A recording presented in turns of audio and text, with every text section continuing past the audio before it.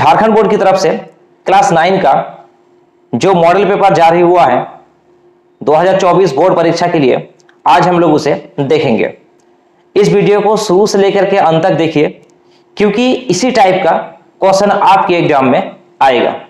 तो आज का पहला क्वेश्चन क्या है, देखिए क्वेश्चन है, निम्नलिखित में से कौन सा वापरिमेय संख्या है? निम्नलिखित में से कौन सा वापरिमेय संख्या है? तो ऑप्शन है √9, पाई, 0.333 और √225। देखिए √9 का मान जो है वो 3 होता है, यानी 3 का जो वर्ग है 9 होगा, और 9 का √9 का यानी 9 का वर्गमूल कितना हो जाएगा?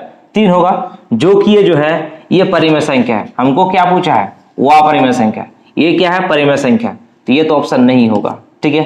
अब पाई जो है, पाई क्या है? पाई एक वापरिमेय संख्या है, तो सही आंसर हो जाएगा ऑप्शन बी यानी पाई, ठीक है। सी को भी थोड़ा सा देख लीजिए।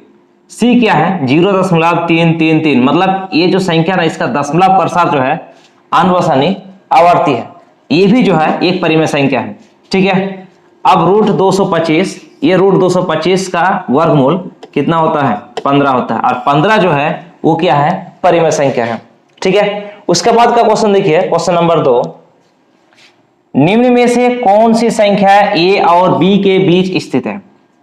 ए और बी के बीच स्थित है, तो इसका सही आंसर हो जाएगा ऑप्शन नंबर बी, यानी a + b / 2, है ना। जैसा आप मान के चलिए, एक एग्जांपल देख लीजिए कि 2 और 4 के बीच, 2 और 4 के बीच कौन सी संख्या स्थित है? तो हमको क्या, इसको अगर ये मान लिए, इसको b मान लिए, तो 2 + 4 और नीचे भी क्या हो 2, यानी 4 और 2 कितना होगा? 6/2 यानी 3, मतलब इसके बीच में जो है 3 स्थित है, ठीक है। ये एक फॉर्मूला है, इसको आप याद रख लीजिएगा, ठीक है। उसके बाद का क्वेश्चन देखिए, क्या क्वेश्चन है? √7 - √5, √7 + √5, है ना, बराबर क्या होगा? देखिए इसको हम a मान लेंगे और इसको b, तो a - b, है ना, और इसको फिर a मानेंगे और a + b, तो a + b, a - b × a + b का फॉर्मूला होता है a² - b²।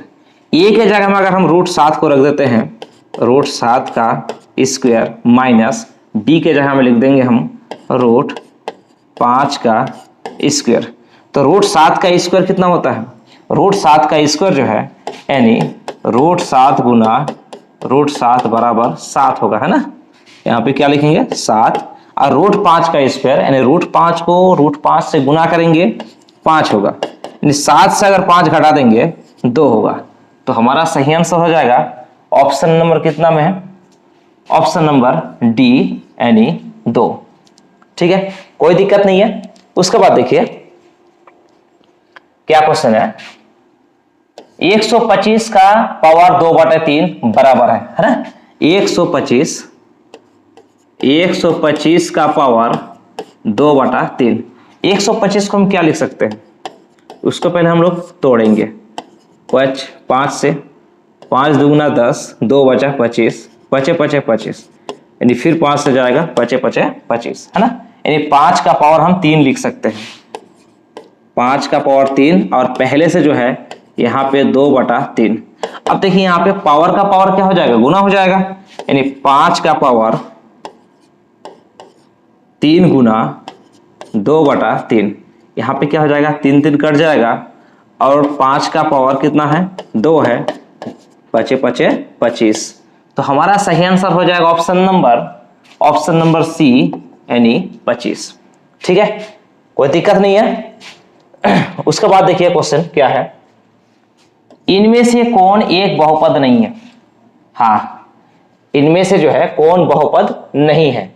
अब देखिए बहुपद होने के लिए शर्त क्या है कि उसका जो चर है ना, चर का जो घात है वो पूर्ण संख्या होना चाहिए, है ना। यहाँ पे देखिए x का पावर स्क्वायर है, यहाँ पे x का पावर कुछ नहीं, मतलब 1 है, दोनों के दोनों क्या है? पूर्ण संख्या है, मतलब ये क्या है? एक बहुपद है। तो हमको क्या पूछा है? बहुपद नहीं अलग ऑप्शन देना है ना, ये नहीं होगा आंसर। x का पावर कुछ नहीं है, मतलब क्या 1 है, और y का पावर कुछ नहीं, मतलब 1 है, मतलब दोनों के दोनों जो है पूर्ण संख्या है, मतलब ये भी जो है बहुपद है। यहाँ पे देखिए x + 5/y प्लस 105, मतलब ये जो है बहुपद नहीं है। ठीक है, क्यों नहीं है देख लीजिए। अब इसको हम लिखते हैं x प्लस 5/y प्लस 105।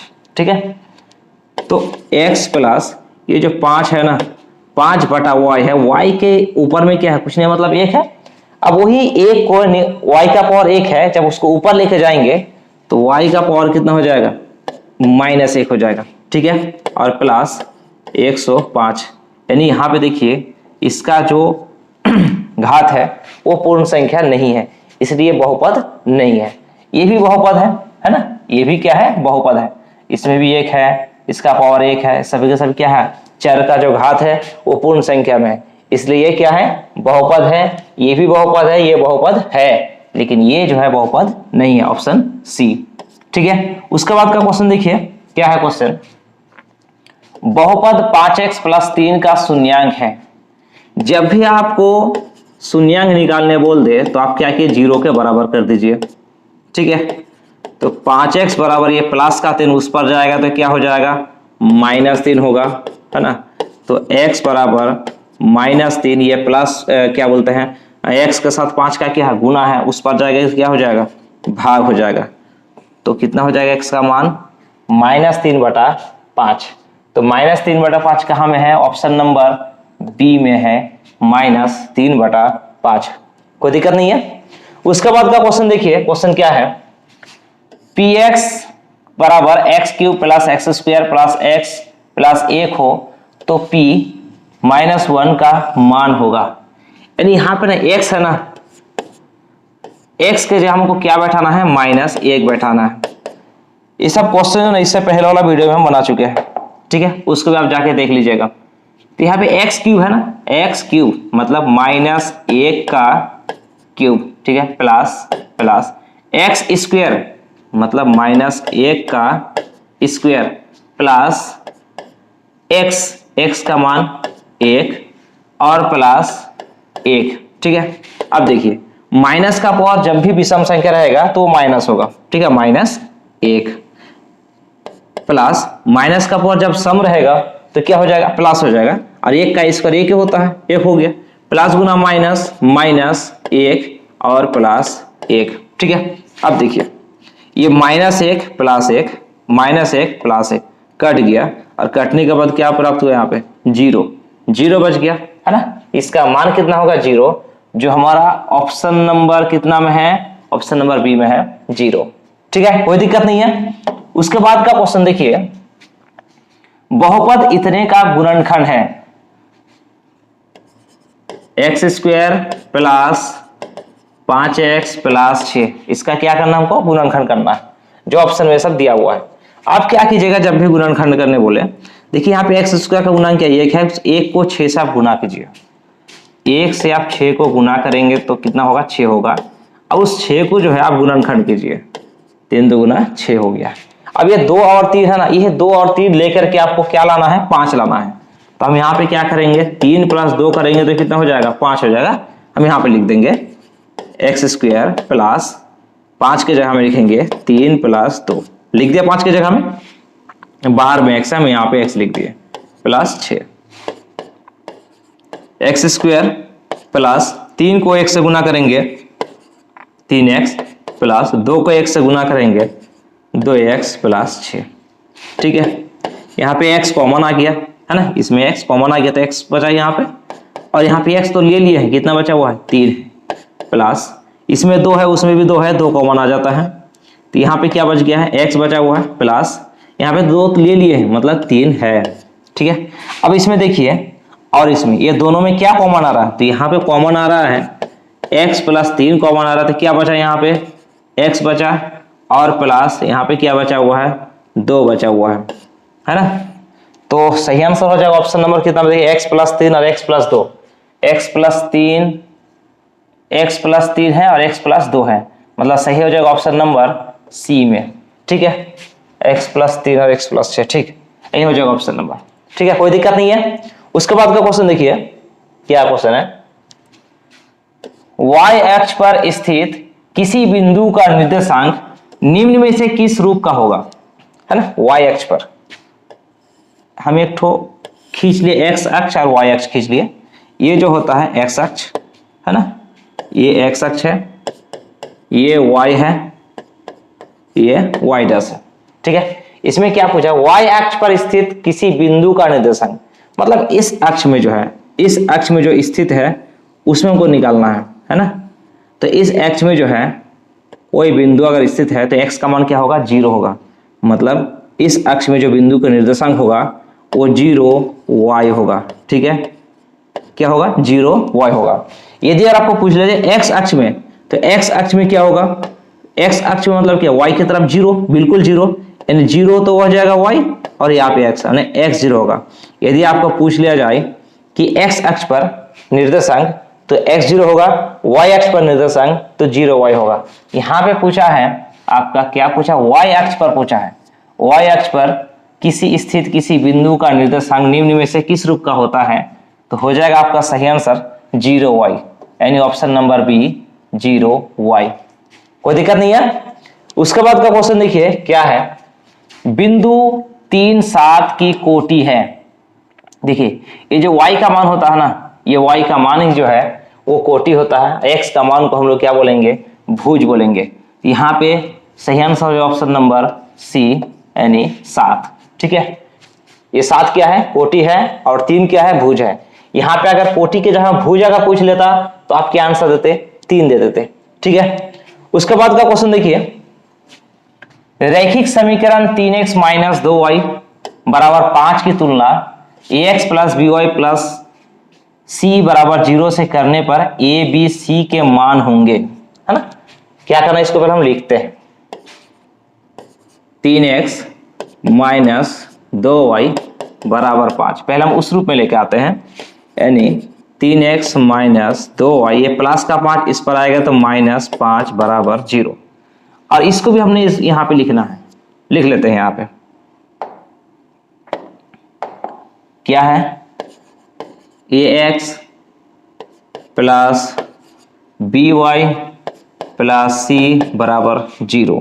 ठीक है, अब इसके साथ तुलना कीजिए, x x है ना, a के बदले में क्या है, यहाँ पे 3 है, और b के जगह में क्या है, देखिए -2 है, और c के जगह में जो है -5 है।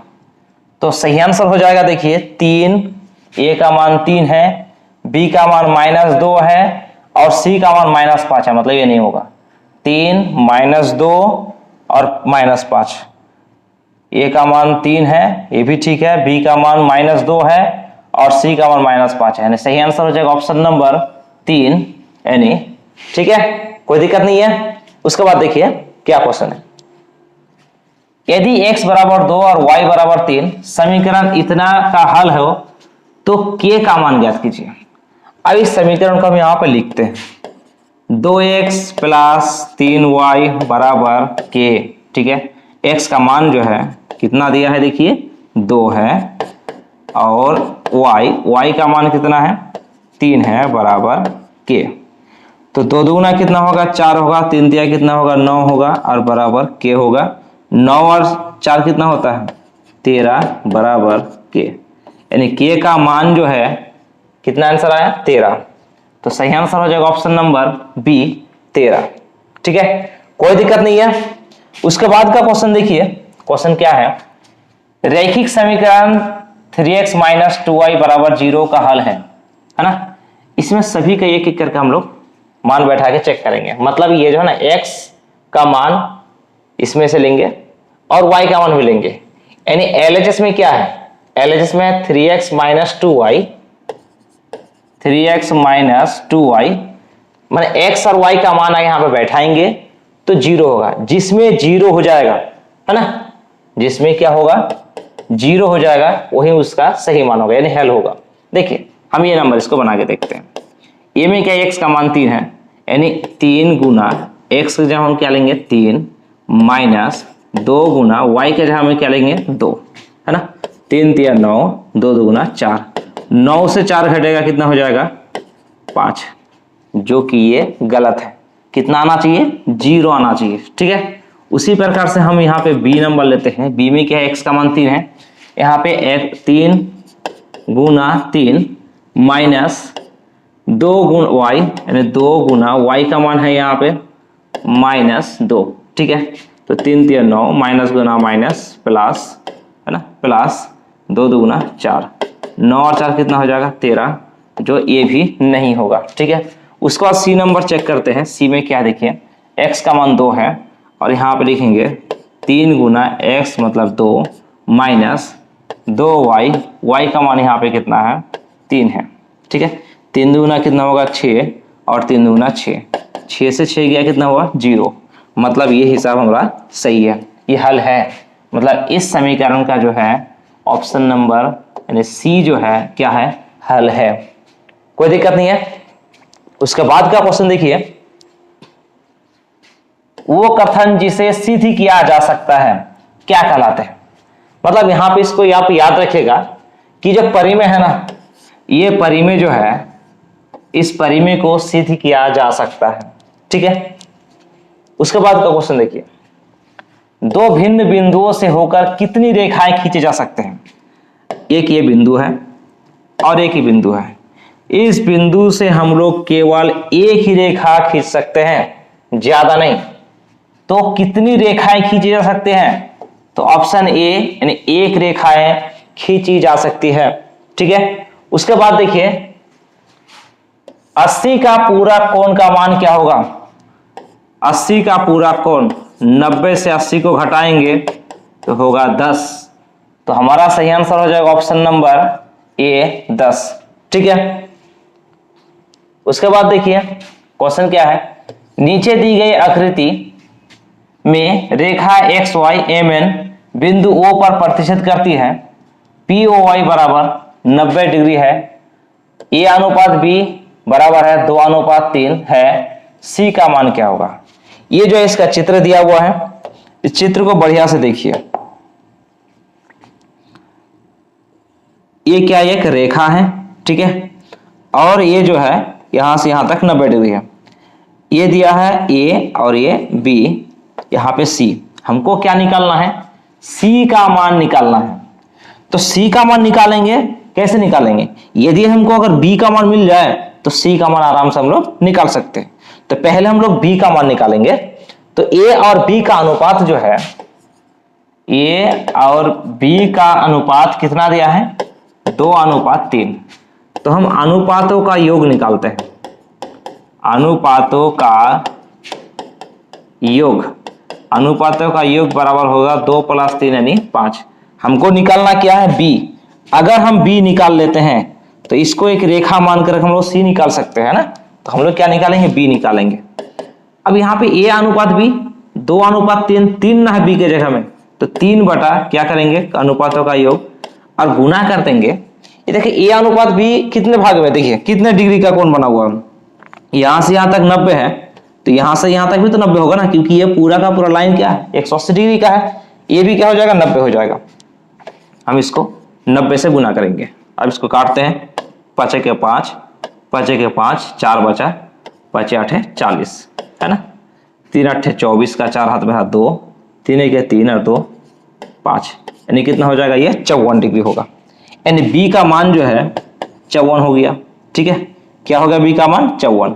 अब देखिए 54 यानी B और C दोनों का अगर योग करेंगे 180 होगा, यानी B और C दोनों को जोड़ेंगे तो कितना हो जाएगा 180, क्योंकि ये जो है ना एक क्या है, एक रेखा है और एक रेखा पर जो है ये दोनों कोण बना हुआ है ना, ठीक है। तो B का मान जो है अभी निकला कितना 54 और C यानी 180। तो C बराबर 180, ये 54 उस पर जाएगा तो -54, यानी 10 से 4 घटेगा 6, और यहाँ पे कितना बचा हुआ है 7, 7 से 5 घटेगा 2, और यहाँ पे 1, यानी 126, है ना। C का मान कितना हो जाएगा 126। 126 कहाँ पे, ऑप्शन नंबर D में है 126। आशा करता है आपको समझ में आ ही रहा होगा। उसके बाद का क्वेश्चन देखिए, क्वेश्चन क्या है, आकृति में यदि OP समानांतर RS है, OP समानांतर RS, ये दोनों क्या है समानांतर रेखा है, OPQ ओ पी क्यू यानी ये वाला रेखा जो है क्या है 110 डिग्री है। क्यू आर एस ये वाला रेखा जो है 130 डिग्री है। तो पी क्यू आर का मान ज्ञात कीजिए, पी क्यू आर का मान ज्ञात कीजिए, ये वाला कोण हमको निकालना है। देखिए ये ओपी का समानांतर हम एक रेखा खींच लेते हैं। किसका समानांतर?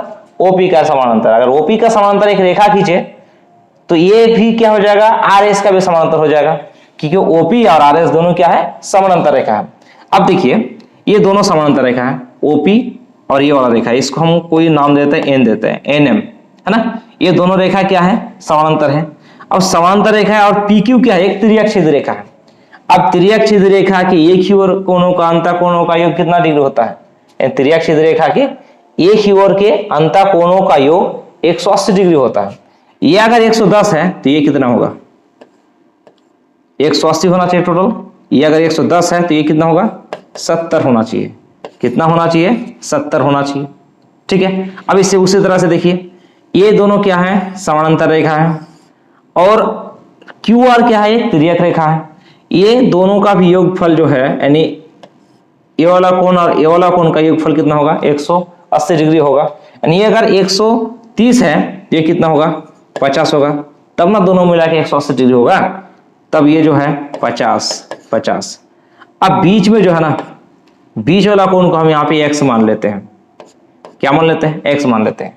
अब देखिए ये क्या है, एक रेखा है और एक रेखा पर ये तीनों कोण बना हुआ है ना, x 70 और 50।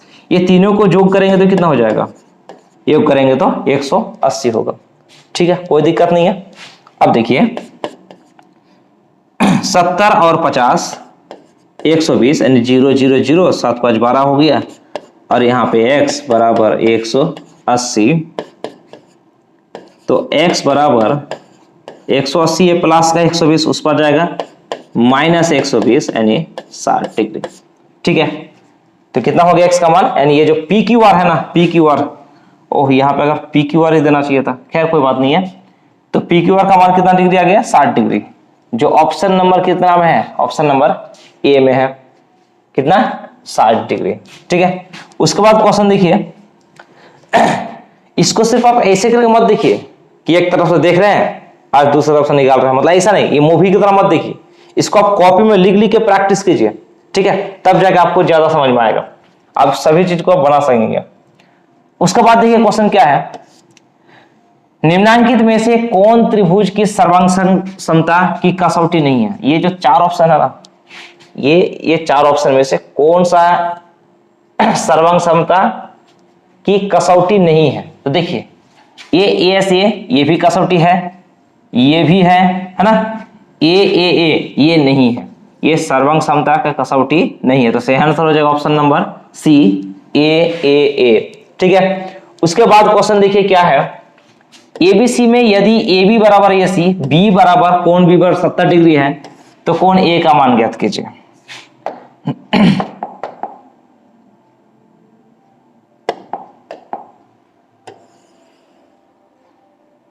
देखिए क्या है, इसका हम नाम दे देते हैं ए बी सी। क्वेश्चन है एबीसी में ए बी बराबर ए सी, ए बी बराबर ए सी, कोण बी बराबर 70 डिग्री है, कोण बी बराबर जो है 70 डिग्री है। कोण ए का मान क्या होगा, कोण ए का मान मतलब ए वाला कोण कितना डिग्री क्या होगा, इसका मान क्या होगा। ए बी और ए सी दिया हुआ बराबर, तो जब ये बराबर भुजा है तो उसका सामने का कोण भी क्या होगा, बराबर होगा। बराबर होगा मतलब AC का सम्मुख कोण क्या है B, और AB के सम्मुख कोण क्या है C। तो कोण B और कोण C क्या होगा, बराबर होगा, मतलब ये 70 है, ये भी 70 होगा। ठीक है, तब जाकर हमको क्या करना है, कोण A का मान निकालना है। कोण A कितना होगा, देखिए ये दोनों मिला के कितना हो जाता है, 140 होता है ना, और तीनों कोणों का योगफल कितना होता है, 180 होता है। अगर हम 180 से 140 को घटा दें तो कोण ए का मान मिल गया ना, यानी 40 डिग्री। तो सही आंसर हो जाएगा ऑप्शन नंबर ए 40। ठीक है, आप इसको ऐसे भी करेंगे, ऐसे भी करेंगे, कोण ए प्लस कोण बी प्लस कोण सी बराबर 180। कोण ए का मान निकालना है। कोण बी का मान 70 है और कोण सी का मान भी 70 है, 180। तो कोण ए बराबर हो जाएगा 180, ये 70 70 140 उस पर जाएगा, माइनस 140, यानी 180 से 140 घटाएंगे 40। ठीक है, कोई बात नहीं है, चलिए आगे बढ़ते हैं। एक चतुर्भुज के कोण 2:3, 3:5, 8 के अनुपात में है। इसी चतुर्भुज के सबसे बड़े कोण की मान क्या होगा, है ना? हाँ, मान होगा। ठीक है, अब देखिए अनुपातों का योग हम यहां पे लिख देते हैं। अनुपातों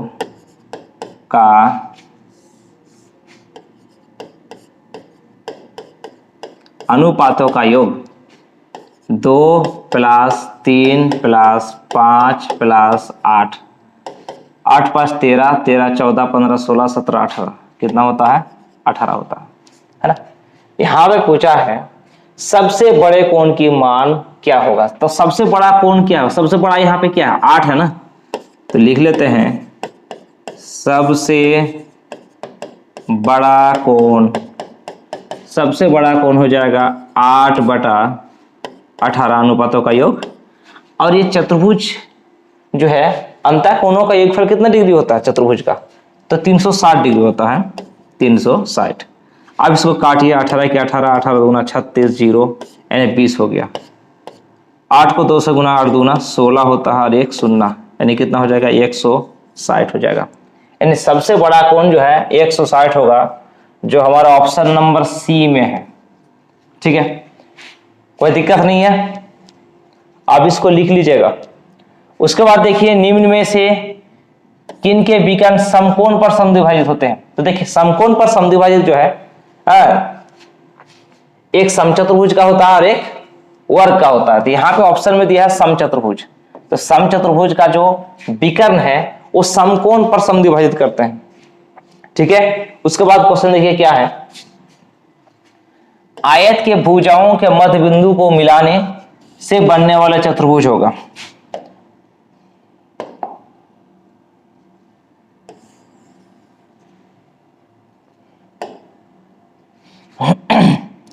इसका जो मध्य बिंदु को हम पहले मध्य बिंदु यहाँ पे दे देते हैं। यहाँ पे एक मध्य बिंदु होगा, यहाँ पे और यहाँ पे। ठीक है, अब मध्य बिंदुओं को मिलाने पर जो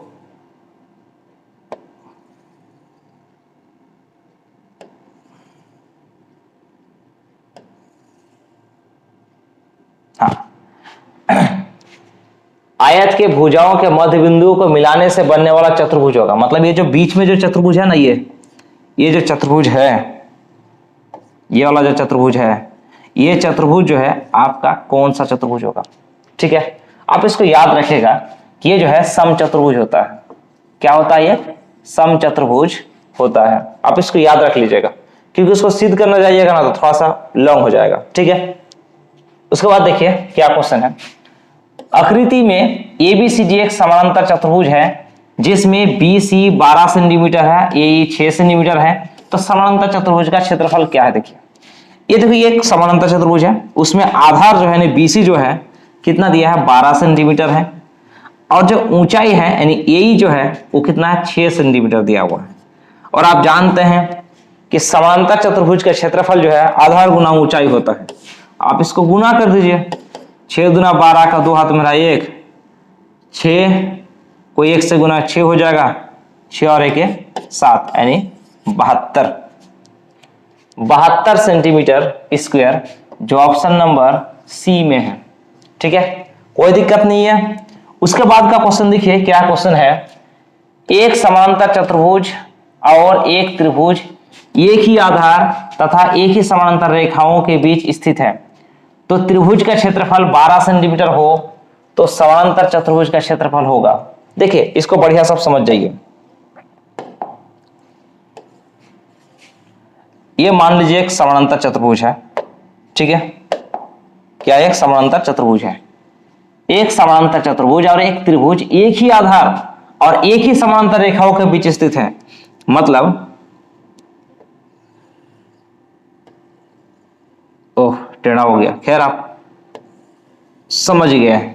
कि ये समांतर चतुर्भुज है और उसका जो एक ही आधार है, ये दोनों क्या है, ये जो है एक ही आधार में दोनों स्थित है, त्रिभुज भी स्थित है और चतुर्भुज भी स्थित है, और दोनों जो है एक ही समांतर रेखा के बीच स्थित है। तो इस टाइप में जो है क्या होता है कि त्रिभुज का क्षेत्रफल जो है समांतर चतुर्भुज के क्षेत्रफल का जो है वो आधा होता है। मतलब समांतर चतुर्भुज का क्षेत्रफल यदि अगर 24 सेंटीमीटर स्क्वायर है तो त्रिभुज का हो जाएगा 12 सेंटीमीटर। ठीक है, तो यहाँ पे जो है आपका दिया है त्रिभुज का क्षेत्रफल 12 सेंटीमीटर स्क्वायर है, तो समांतर चतुर्भुज का क्षेत्रफल हो जाएगा उसका डबल, यानी 2 गुना 12 यानी 24 सेंटीमीटर स्क्वायर। ठीक है, तो सही आंसर हो जाएगा ऑप्शन नंबर सी यानी 24। ठीक है, अब देखिए ये त्रिभुज का क्षेत्रफल क्या होता है, आधा होता है किसका, समांतर चतुर्भुज का क्षेत्रफल का। ठीक है, या फिर समांतर चतुर्भुज का क्षेत्रफल जो है त्रिभुज के क्षेत्रफल का डबल होता है, कोई दिक्कत नहीं है। उसके बाद देखिए क्वेश्चन क्या है, वृत्त की सबसे बड़ी जीवा, वृत्त की जो है सबसे बड़ी जीवा,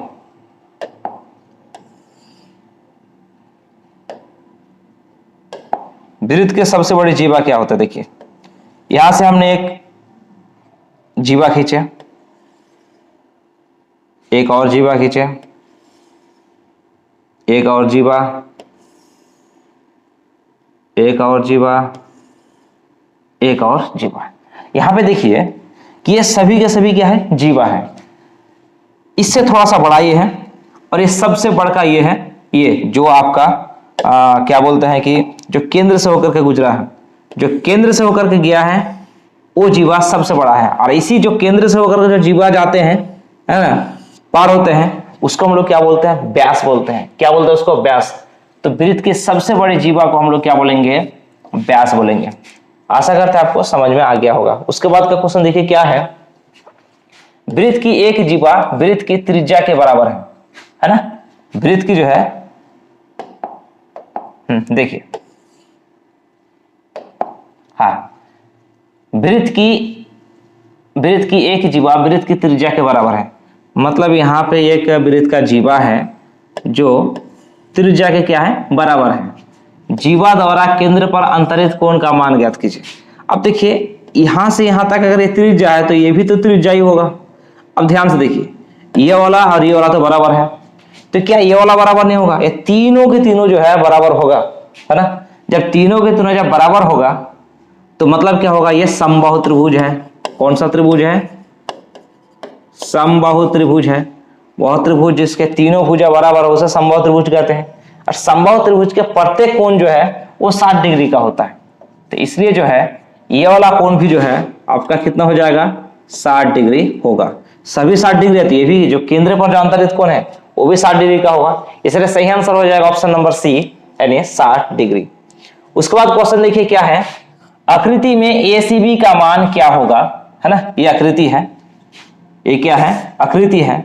इसमें एसीबी का मान क्या होगा, एसीबी का मान क्या होगा, मतलब ये वाला कोण का मान क्या होगा, है। तो वृत्त के केंद्र पर बना कोण वृत्त के शेष भाग पर बना कोण के क्या होता है, 2 गुना होता है। मतलब ये अगर मान के चलिए x है तो ये 2x होगा, है ना। या फिर ये जो केंद्र पर जो बना कोण है उसका जो है ये वाला कोण क्या होता है, आधा होता है। मतलब एसीबी जो है कोण, एसीबी जो है ये 50 का कितना हो जाएगा, 50 का आधा यानी 25 डिग्री होगा, है ना। तो सही आंसर हो जाएगा ऑप्शन नंबर सी 25। ठीक है, उसके बाद का क्वेश्चन देखिए, क्वेश्चन क्या है, एक त्रिभुज एबीसी में AB बराबर 6 सेंटीमीटर, कोण A 90 डिग्री। तो इस त्रिभुज की रचना संभव नहीं यदि BC तथा AC का योग है ना। पहले हम एक त्रिभुज बनाते हैं, ठीक है, बना दिए। यानी कोण A जो है ये कितना डिग्री है, 90 डिग्री है। अच्छा AB इधर से ही करते हैं, ABC, ठीक है, ABC। और AB जो है 6 सेंटीमीटर, AB जो है कितना है, 6 सेंटीमीटर है। तो एक त्रिभुज ABC में AB 6 सेंटीमीटर, कोण A 90 डिग्री, इस त्रिभुज की रचना संभव नहीं है ना। BC और AC का योग बोलता है, BC का और AC का योग जो है अब देखिए ऑप्शन क्या है, 8 सेंटीमीटर। BC यानी BC और AC को अगर योग करेंगे, दो भुजाओं का योग जो है वो 8 सेंटीमीटर है। मतलब ये संभव है, 6 से तो अधिक है ना, मतलब ये संभव है। 10 सेंटीमीटर 6 से अधिक है, मतलब ये भी संभव है। लेकिन 6 सेंटीमीटर जो है ये संभव नहीं है, क्योंकि ये तो देखिए अब ये समकोण त्रिभुज है, जब यहाँ पे 90 डिग्री है तो मतलब ये क्या है, समकोण त्रिभुज है। और समकोण त्रिभुज का सबसे बड़ी जो भुजा वो क्या है, कर्ण है। और ये क्या है, 6 सेंटीमीटर है। क्या ये अकेले तो ये तो इससे ज्यादा बड़ा है ना, तो दोनों का योग कैसे हो सकता है, ये हो ही नहीं सकता, मतलब ये असंभव है। और D बड़ा 12 सेंटीमीटर है जो 6 से अधिक है, मतलब ये दोनों का योगफल 12 भी हो सकता है, 10 भी हो सकता है, 8 भी हो सकता है। लेकिन 6 जो है ये दोनों भुजाओं का योग 6 सेंटीमीटर कभी नहीं हो सकता है। तो सही आंसर हो जाएगा ऑप्शन नंबर C। ठीक है, उसके बाद है उस त्रिभुज का क्षेत्रफल क्या होगा जिसकी भुजाएं 5 सेंटीमीटर, 12 सेंटीमीटर और 13 सेंटीमीटर है। तो इसको जो है हम लोग हीरोन का सूत्र से निकालना है ना। एक ठो को हम लिख दिए, ए मान लिए 5 सेंटीमीटर, बी बराबर कितना है 12 सेंटीमीटर और सी बराबर 13 सेंटीमीटर। तो हमको क्या करना है, एस निकालना है, यानी ए प्लस बी प्लस सी बटा 2। ठीक है, 12 और 13 कितना होता है 25, 25 और 5 30, 30 बटा 2 यानी 15। एस का मान जो है 15 आ गया। अब वो जो हीरोन सूत्र है ना, यानी त्रिभुज का क्षेत्रफल लिखेंगे root under s into s minus a into s minus b into s minus c, है ना, इस तरह ही है। रूट अंडर एस का मान कितना होगा, यहाँ पे 15 है, 15 लिख लेना है। फिर यहाँ पे 15, ए का मान जो है 5 है और एस का मान 15, बी का मान जो है 12 है, एस का मान 15, सी का मान 13 है। ठीक है,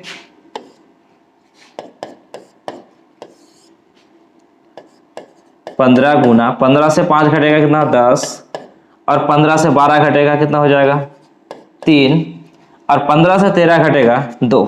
ठीक है, अब इसको क्या करना है, गुणनखंड करना है। 15 को हम लिखेंगे 3 गुना 5 और 10 को लिखेंगे 2 गुना 5 और इधर जो है 3 है, इधर 2 है। ठीक है, तो क्या क्या हमको मिल रहा है, किसका एक साथ जोड़ा मिल रहा है, देखिए यहाँ पे 5 और 5 का मिल रहा है, मतलब हम यहाँ पे दोनों के बदले एक बार लिख लिए। ठीक है, उसके बाद यहाँ पे देखिए 3, ये 3 है और यहाँ पे 3 है, हमने यहाँ पे 3 लिख लिए। ठीक है, और क्या बचा हुआ है 2, इधर 2 है, इधर 2 है, 2 भी निकल गया। बचा क्या है, कुछ भी बचा हुआ नहीं है, यानी 2 को 3 से गुना करेंगे 6, 6 को 5 से गुनाएंगे 5 6 कितना हो जाएगा 30 हो जाएगा। ठीक है, तो इसका सही आंसर हो जाएगा option number A 30 centimetre square. ठीक है, ये सब सेंटीमीटर में है तो ये भी क्या हो सेंटीमीटर में ही होगा, सेंटीमीटर स्क्वायर, कोई दिक्कत नहीं है। देखिए उसके बाद का क्वेश्चन क्या है, क्वेश्चन नंबर 31, उस समबाहु त्रिभुज का क्षेत्रफल क्या होगा जिसके प्रत्येक भुजा जो है 2√2 सेंटीमीटर है। उस भुजा को हमने मान लिए 2√2 सेंटीमीटर। समबाहु त्रिभुज का क्षेत्रफल का फॉर्मूला होता है √3/4 ए स्क्वायर, यानी √3/4 ए का मान जो है 2√2 का स्क्वायर, मतलब यहाँ पे लिखेंगे √3/4। यहाँ पे देखिए 2 का स्क्वायर कितना हो जाएगा 4 होगा और √2 का स्क्वायर 2 होगा। ठीक है ना, कोई दिक्कत नहीं है, 4 4 कट जाएगा तो क्या हुआ 2√3 सेंटीमीटर स्क्वायर। ठीक है, 2√3 सेंटीमीटर स्क्वायर कहाँ में है, कितना ऑप्शन में है, ऑप्शन नंबर सी में है 2√3 सेंटीमीटर स्क्वायर। ठीक है, उसके बाद क्वेश्चन नंबर 32, आधार का व्यास 10.5 सेंटीमीटर है और इसकी तिर्यक ऊंचाई मतलब L बराबर 10 सेंटीमीटर है। शंकु का वक्र पृष्ठ क्षेत्रफल, शंकु का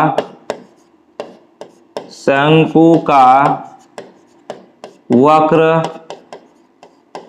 पृष्ठीय क्षेत्रफल क्या फॉर्मूला है, पाई आर एल।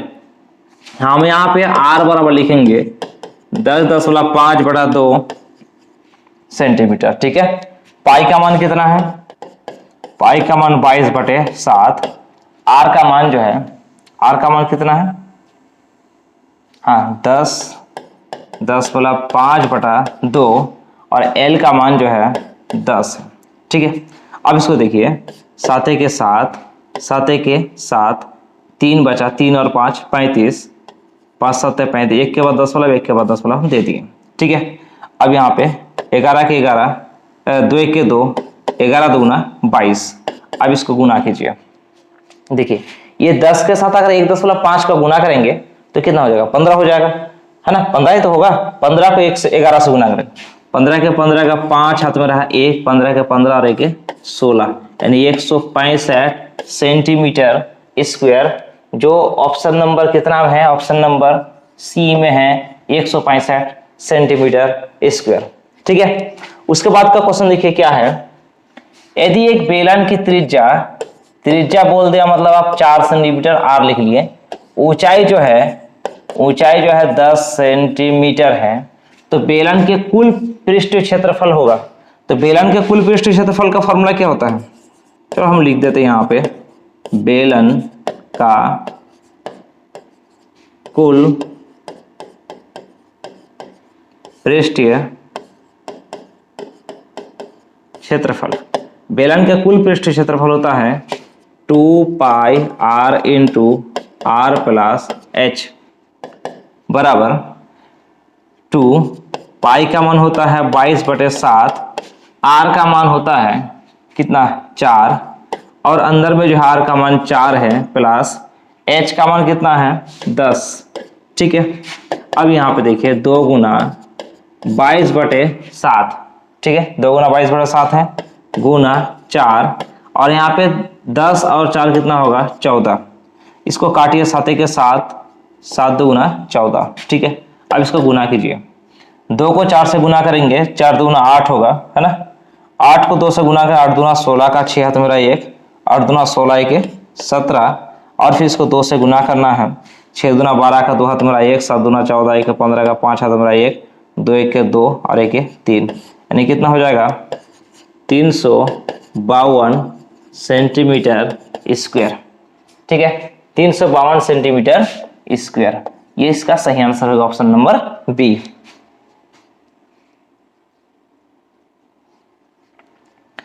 उसके बाद का क्वेश्चन देखिए, एक घन का आयतन और कुल पृष्ठीय क्षेत्रफल संख्यात्मक रूप से बराबर है। मतलब घन का जो आयतन है ना, घन का जो आयतन ये क्यूब और कुल पृष्ठीय क्षेत्रफल मतलब 6a² जो है संख्यात्मक रूप से क्या है, दोनों बराबर है ना। तो हम इसको लिखेंगे a गुना a लिख सकते हैं ना, और 6 गुना a लिख सकते हैं, क्योंकि a² 2 बार a लिख दिए, a का क्यूब तो लिख दिए। यहाँ पे देखिए 2 ठो ये कट गया, तो a बराबर कितना हो जाएगा 6। यही तो पूछा है ना कि इस घन की भुजा क्या होगी, तो भुजा कितना हो गया 6, तो हमारा ऑप्शन नंबर डी में है यानी 6। ठीक है, कोई दिक्कत नहीं है। उसके बाद का क्वेश्चन देखिए, 3.5 सेंटीमीटर त्रिज्या वाले गोले का पृष्ठीय क्षेत्रफल ज्ञात कीजिए। तो गोले का पृष्ठीय क्षेत्रफल का फॉर्मूला होता है 4 पाई आर स्क्वायर, है ना, 4 पाई का मान 22/7 आर स्क्वायर। आर यहाँ पे कितना है 3.5, 3.5 का स्क्वायर मतलब 3.5 को हम दो बार लिख दिए उसको, 2 1 के 7 1 के 7, 5 7 35, 1 के बाद 10 वाला है, 1 के बाद 10 वाला है, हो गया ना। अब इसको गुना कीजिए, ये 4 को 5 से गुना करेंगे, 4 5 20, यानी 20 हो गया, 1 के बाद 10 वाला, मतलब क्या बचा 2 बचा। उस 2 को अगर 22 से गुना करें, 22 गुना कितना हो 44, है ना। उस 44 को फिर हम क्या करना है 3.5 के साथ गुना करना है ना। 4 5 20 का 0, हाथ में रहा 2, 4 पंजे 20 और 2 22, 3 4 12 का 2, हाथ में रहा 1, 3 4 12 1 13, ठीक है। 0 4 3 और 2 5 1 1 के बाद 10 वाला है, मतलब हो जाएगा आपका 154 सेंटीमीटर स्क्वायर। तो हमारा सही आंसर हो जाएगा option number B 154 centimetre square, ठीक है ना। उसके बाद देखिए प्रथम 3 सम संख्याओं के मध्य होंगे।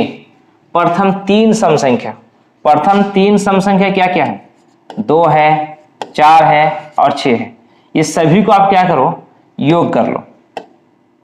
और फिर 3 से क्या करना है, भाग दे देना है। 3 से क्या करना है, इसको भाग देना है। 6 4 10, 10 और 2 कितना होता है 12/3 यानी 4। तो इसका सही आंसर हो जाएगा ऑप्शन नंबर सी यानी 4, ठीक है। उसके बाद का क्वेश्चन देखिए, एक क्रिकेट मैच में एक खिलाड़ी ने पहले 10 पारी में इतना इतना रन बनाए। खिलाड़ी द्वारा बनाए गए रनों का बहुलक है ना।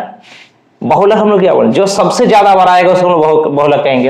अब देखो ऑप्शन नंबर 18, 18 में देखिए 18 कितने बार आया है, एक बार है यहाँ पे और नहीं है, मतलब 18 जो है एक बार आया है, ठीक है। अब 12 देखिए, 12 कितना बार है, इसको पहले मिटा देते हैं। 12 एक बार है, 2 बार है, मतलब 12 जो है वो कुल 2 बार है ना, ठीक है। उसके बाद देख लेते हैं 5, 5 कितने बार है, 5 एक बार है, 2 बार है, 3 बार है, मतलब 5 जो है कितना बार है, 3 बार है। हम यहाँ पे 3 लिख दिए। 13 कितने बार है, एक बार है और नहीं है। तो यहाँ पे सबसे ज्यादा बार कौन सा आया है, कौन सा संख्या आया, 5 आया है, मतलब बहुलक कितना हो जाएगा, ऑप्शन नंबर सी यानी 5, ठीक है। उसके बाद क्वेश्चन देखिए, आंकड़े इतने का माध्यक क्या होगा। अब इसको जो है ना आप आरोही क्रम में सजाइए। आरोही क्रम में आप जब इसको सजाएंगे, चलो हम यहाँ पे लिखते हैं आरोही क्रम, है ना। तो सबसे छोटा क्या यहाँ पे 2 है, हम यहाँ पे 2 लिख दिए।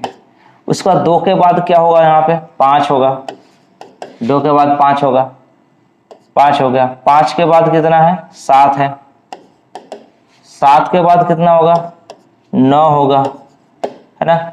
9 के बाद और 7 के बाद 8 है, यहाँ पे देखिए 7 के बाद क्या है, 8 है, उसके बाद 9 है, उसके बाद 11 है, फिर 13 है, 11 है और 13 है, मतलब इसका माध्यक। अब इसके बीच में देखिए ना कौन है, इससे यहाँ पे 3 हटा दिए, 3 हटा दिए, क्या बचा हुआ है 8, यही तो इसका माध्यक होगा। सही आंसर कितना हो जाएगा, ऑप्शन नंबर सी यानी 8। अब इसको सूत्र के माध्यम से ज्ञात कर सकते हैं, ठीक है। उसके बाद क्वेश्चन क्या देखिए, एक सिक्के को 1000 बार उछाला जाता है, 600 बार चित प्राप्त होता है, तो पट कितने बार प्राप्त हुआ, अच्छा बाद में देखते हैं हम लोग, प्राप्त होता है। तो पट आने की प्रायिकता, मतलब हमको पट की संख्या पहले निकालना पड़ेगा। चित है, चित कितने बार है, 600 बार चित है ना। तो पट कितना होगा, पट हो जाएगा आपका 1000 से 600 घटाएंगे यानी 400, तब जाके प्रायिकता कितना होगा, प्रायिकता जाकर कुल संख्या को हम लोग नीचे लिखेंगे, यानी 1000 बार उसको उछाला गया है, और पट कितने बार प्राप्त हुआ, 400 बार।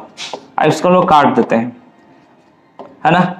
4 बटे कितना हो 10, 4 बटे 10, इसको काटेंगे 2 दूना 4, 5 दूना 10 यानी 2 बटे 5। तो सही आंसर हो जाएगा ऑप्शन नंबर बी 2 बटे 5, कोई दिक्कत नहीं है। उसके बाद क्वेश्चन देखिए, लास्ट क्वेश्चन है, निश्चित रूप से घटित होने वाली घटना की प्रायिकता होती है, मतलब निश्चित रूप से मतलब घटना होना ही है, उस स्थिति में उसका प्रायिकता जो है वो 1 होता है, ठीक है। निश्चित घटना का प्रायिकता जो है वो 1 होता है, अनिश्चित घटना की प्रायिकता जो है वो 0 होता है, आप इसको याद रखिएगा। तो ठीक है, आज का क्लास यहीं तक रहने देते हैं, फिर हम लोग अगला दिन मिलेंगे यानी कल मिलेंगे, ठीक है। यदि अगर आपको ये वीडियो अच्छे लगे, आपका कुछ काम का लगा ये वीडियो, तो आप अपने फ्रेंड को शेयर कीजिए इस वीडियो को, और चैनल में अगर पहली बार आए हैं तो चैनल को सब्सक्राइब कीजिए, और आप क्लास 9 में हैं तो आपको सब्सक्राइब कर लेना चाहिए, क्योंकि जो झारखंड बोर्ड का जो है ना 2025 में जो बोर्ड एग्जाम देंगे मैट्रिक का, यानी आप लोग जो 9th में है, अब जो 10th में जाइएगा तो उसके लिए जो है ना हम यहाँ पे पूरा का पूरा कोर्स कंप्लीट कराएंगे, किसका, मैथ और साइंस का। ठीक है, तो ठीक है, थैंक यू।